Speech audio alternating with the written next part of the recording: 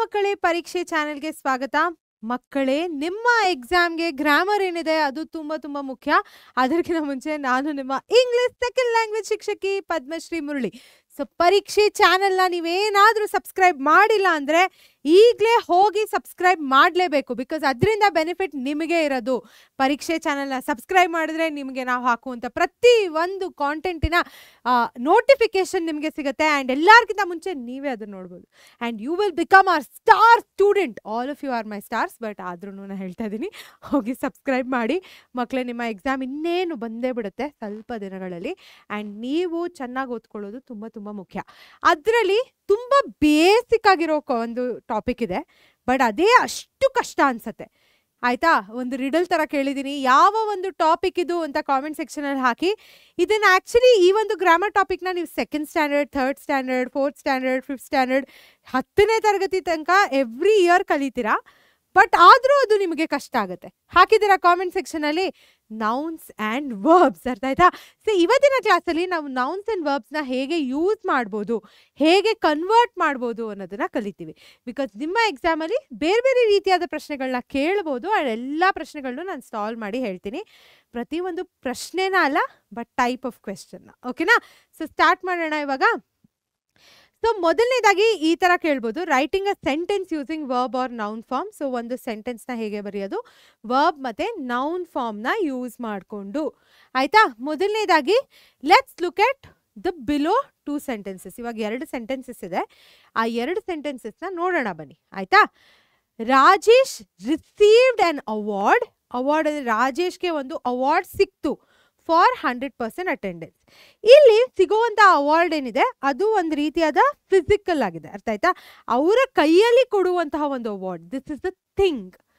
Thing ಅಂದರೆ ಏನು?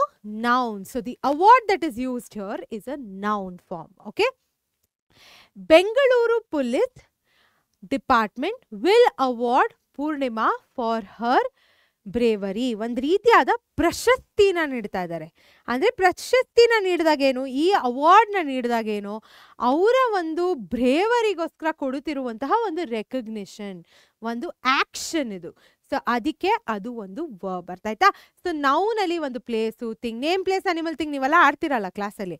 So ಅದ್ರ ಜೊತೆಗೆ ಒಂದು ರೀತಿಯಾದ ವಸ್ತುನ ನಾವು ಅವಾರ್ಡ್ ಅಂತ ಯೂಸ್ ಮಾಡಿದಾಗ ಅದು ಒಂದು ನೌನ್ ಆಗುತ್ತೆ. ಬಟ್ ಅದೇ ಪದಾನ ನಾವು ಒಂದು ಆ್ಯಕ್ಷನ್ ಆಗಿ ಯೂಸ್ ಮಾಡ್ತೀವಲ್ಲ, ಒಂದು ರೆಕಗ್ನಿಷನ್ ಕೊಡೋದಕ್ಕೆ ಅವಾರ್ಡ್ ಅಂತ ಹೇಳ್ತೀವಲ್ಲ, ಅದಕ್ಕೆ ನಾವು ಅದನ್ನ ಏನಂತ ಹೇಳ್ತೀವಿ?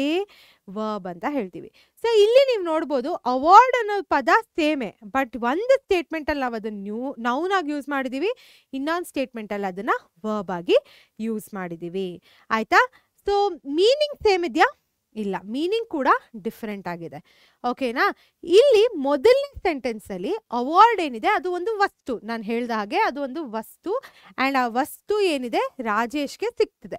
ಅರ್ಥ ಆಯ್ತಾ? ಸೊ ಅದು ಇಲ್ಲಿ ನೌನು.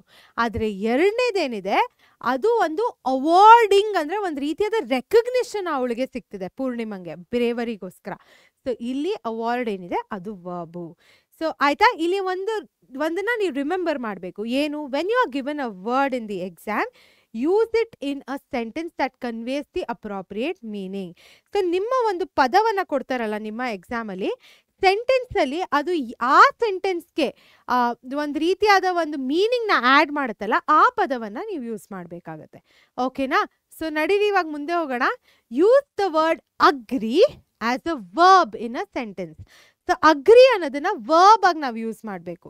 ಅರ್ಥ ಆಯ್ತಾ? ಅಗ್ರಿ ಅನ್ನೋದನ್ನ ಆಕ್ಷನ್ ಆಗಿ ನಾವು ಯೂಸ್ ಮಾಡಬೇಕು.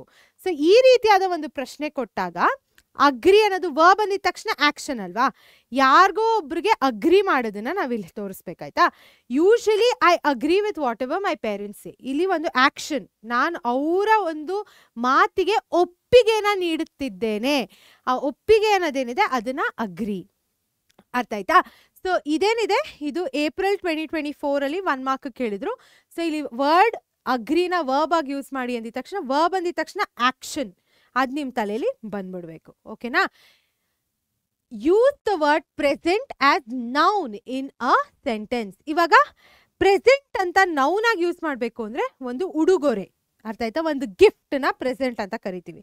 ಸೊ ಸೆಂಟೆನ್ಸ್ ಹೆಂಗಿರುತ್ತೆ? I was excited when my parents gifted me a present on my birthday.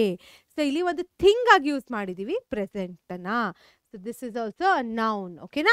ಈ ರೀತಿಯಾದ ಪ್ರಶ್ನೆಗಳನ್ನ ಕೂಡ ಕೊಡ್ಬೋದು. ಒಂದು ಪದಾನ್ ಕೊಟ್ಬಿಟ್ಟು ಒಂದು ಸೆಂಟೆನ್ಸಲ್ಲಿ ಯೂಸ್ ಮಾಡಿ ಆ್ಯಂಡ್ ಯಾವ ರೀತಿಯಾಗಿ ಯೂಸ್ ಮಾಡಬೇಕು ಅಂತಾನು ಕೊಡ್ತಾರೆ ಅವರು, ವರ್ಬ್ ಆಗ ನೌನ್ ಆಗ ಅಂತ. ಓಕೆನಾ?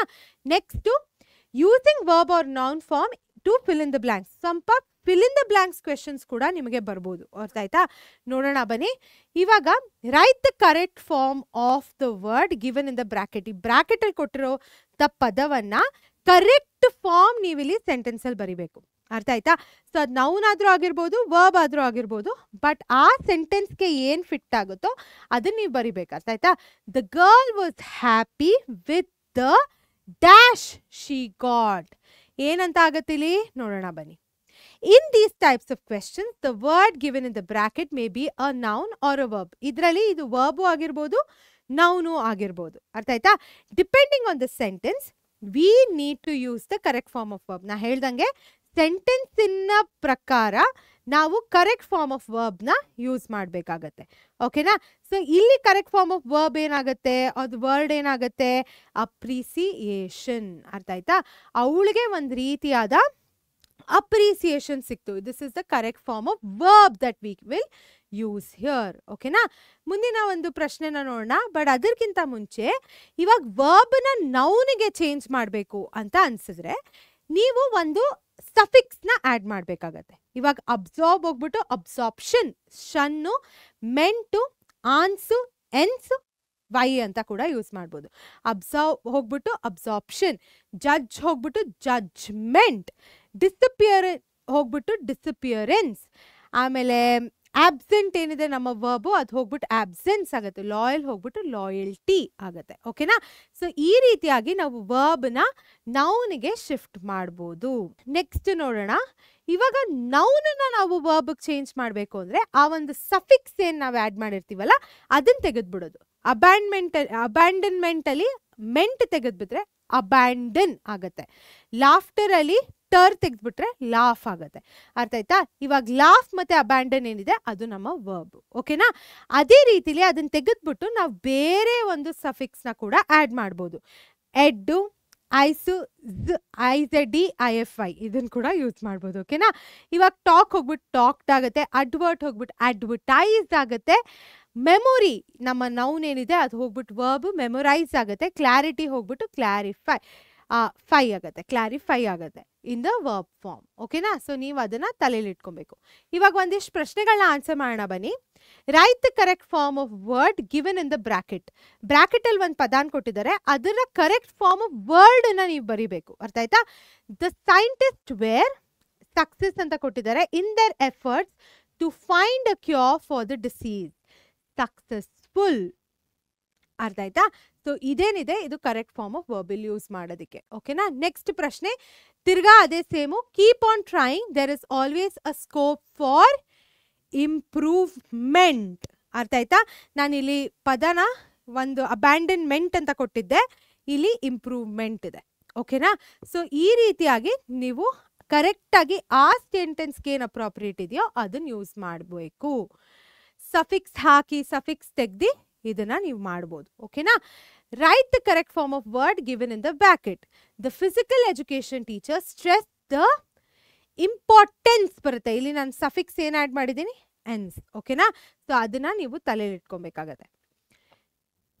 Next okay, the physical education teacher stress the importance of physical exercises. ಓಕೆನಾ? Next we should not take decisions. ಇಲ್ಲಿ ಡಿಸೈಡ್ ಅಂತ ಕೊಟ್ಟಿದ್ದಾರೆ, ಡಿಸಿಷನ್ಸ್ ಆಗುತ್ತೆ, ಅಫೆಕ್ಟಿಂಗ್ ಅದರ್ಸ್.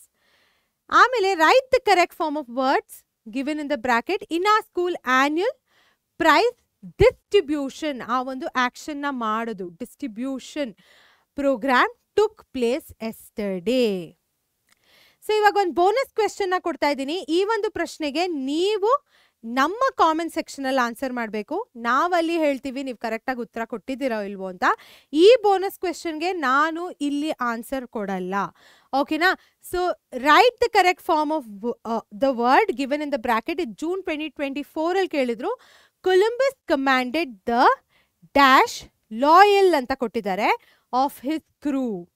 ಆಯ್ತಾ? ಸೊ ಲಾಯಲ್ ಹೋಗಿ ಏನಾಗತ್ತೆ ಅದನ್ನ ನೀವು ನನ್ನ ಕಾಮೆಂಟ್ ಸೆಕ್ಷನ್, ಈ ವಿಡಿಯೋನ ಕಾಮೆಂಟ್ ಸೆಕ್ಷನ್ ಅಲ್ಲಿ ಹಾಕಬೇಕು.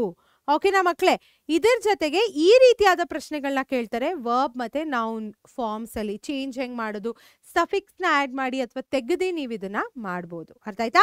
ಸೊ ಬೋನಸ್ ಕ್ವೆಶ್ಚನ್ ಆನ್ಸರ್ನ ನೀವು ಹಾಕಿದ್ರೆ ನಾವು ಅದಕ್ಕೆ ಆನ್ಸರ್ ಮಾಡೇ ಮಾಡ್ತೀವಿ, ಕರೆಕ್ಟೋ ಇಲ್ವೋ ಅಂತ. ಸೊ ಹಾಕಿ, ನಾನು ನಿಮಗೆ ಮತ್ತೆ ಭೇಟಿ ಆಗ್ತೀನಿ ಇನ್ನೊಂದು ಕ್ಲಾಸ್ ಜೊತೆಗೆ. ಅಲ್ಲಿ ತನಕ ಟಾಟಾ, ಬಾಯ್ ಬಾಯ್.